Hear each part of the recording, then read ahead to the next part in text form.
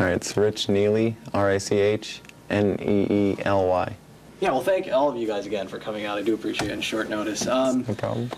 I was going to say, what sparked it as a kid? I mean, was it just, was there something you were into, or, was it just kind of the curiosity that was always in the back of your mind that you thought? Yeah, I loved Halloween because I knew that's when all the spooky stories and ghost documentaries were coming on, so I always watched it.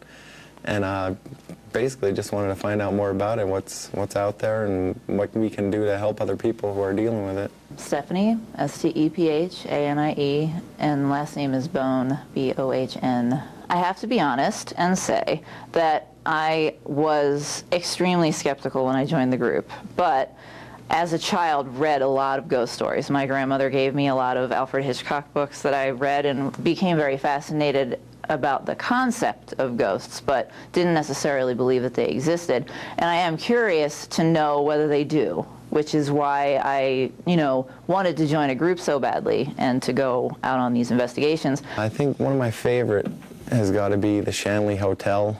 It's in Napanoch, New York. This place is filled with activity, with voices, things moving, doors opening, everything. We got EVPs from there with a man named Joe, or Tom, he likes to change his name a lot, screaming at us, telling us that he don't like that, he don't like us there. We also got EVPs of a child there. So that's a place that we really love to get to. They're burying cars, everyone's asleep. Yeah. I use the analogy, it's just like fishing. If you're sitting out there fishing and you're not getting a bite, it's boring. But when you start getting bites and things start happening, then you start getting excited. That's good if you're trying. Try just a little bit harder, first of all. That's 5. That's 6. Did you ever work late and wonder, am I alone? I did, so the Hazleton Paranormal Society stopped by to see if WYLN had a few extra camera people roaming around. To help us investigate, they brought along a digital electrical magnetic force detector and a K2 EMF meter. It's been seen on TV many times. It's a K2 meter. It's supposed to be designed and calibrated so that you can have conversations with a spirit. You can make them light it up, 2 for no, 1's for yes. We begin underground in the basement of WYLN. With the K2, what we usually do is we'll just put it down somewhere. That way, we're not walking around chasing the spirit. The spirit can come to that whenever it wants to. And usually, we like to introduce ourselves to the spirit. We'll say, hi, my name's Rich. This is Stephanie. This is Edie. We came here tonight because some people asked us to come and talk to you and see if you will communicate with us.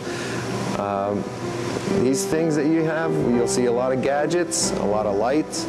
None of it hurts you. You saw us all bring it in, it didn't hurt us.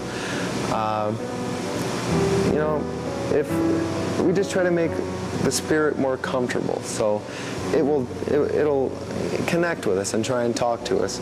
We'll say anything like, you'll see this little green light here, because the time period that they may have lived or died, they may not know what these things are. We get no indication that there's anything unusual in the basement, but our investigation isn't over. It's time to go to the 3rd floor conference room.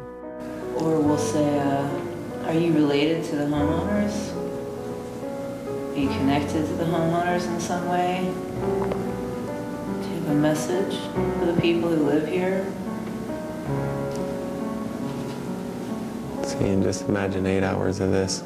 After fishing for a little bit, we come up empty again.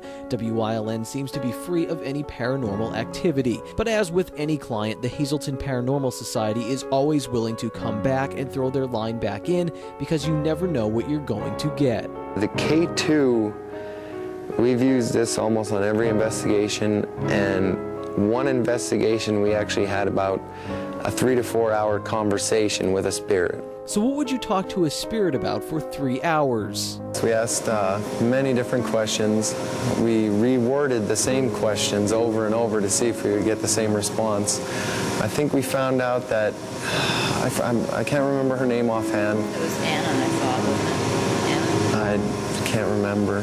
But I know she was there because she was protecting her son, who was also in the house. His name, I believe, was Jonathan. And she stated that she was there to protect him because there was something evil or dark in the house. Now, we never found proof of that, so we don't know for sure. She explained that she was a widow. What else did we find out? She was protecting the homeowner. Yeah, she was. We would say things like, do you hate, you know, what we won't use his real name, but do you hate the homeowner? And she would say no. And we would say, are you trying to protect the homeowner? And she would say yes. So she was not trying to scare the homeowner, and she wasn't trying to sort of chase the homeowner out. I guess she was trying to more sort of warn him or protect him. She was basically in the attic. It wasn't like she had the run of the whole house. She stayed up in the attic, and that he at one point became so comfortable after we had this 3-hour conversation that he went up into the attic and he talked with her, you know, and he then became comfortable with the house and, you know, was okay about where he lived and that she wasn't there to harm him. We were talking with the spirit, just talking about anything that we could, and I had mentioned, you know, I'd like to be your friend. Would you like to be my friend? And on the K2 meter, she answered yes. So then I remember putting out my hand and saying, you can come over and shake my hand, it's all right. And I did feel a coldness in my hand at the time and a little tingle. Whether you believe it or not, you can see and hear more at the Hazleton Paranormal Society's website. Go.